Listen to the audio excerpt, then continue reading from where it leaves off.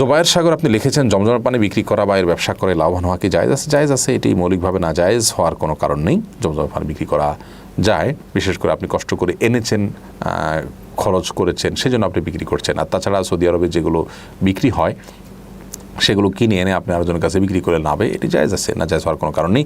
তানভীর ইসলাম তাকে আপনি লিখেছেন আমি প্রবাসে থাকি, আমার মা খুব অসুস্থ, তিনি হঠাৎ মৃত্যুবরণ করলে তাকে কি সাথে সাথেই কবর দেওয়া উচিত নাকি আমার জন্য অপেক্ষা করতে পারবে? শরিয়ার নির্দেশনা হলো নবী সাল্লাল্লাহু আলাইহি সাল্লাম বলেছেন আসরিউ বিল জানাজা, তোমরা জানাজা খুব দ্রুততার সাথে সম্পন্ন করো, জানাজা খুব দ্রুততার সাথে করতে হবে।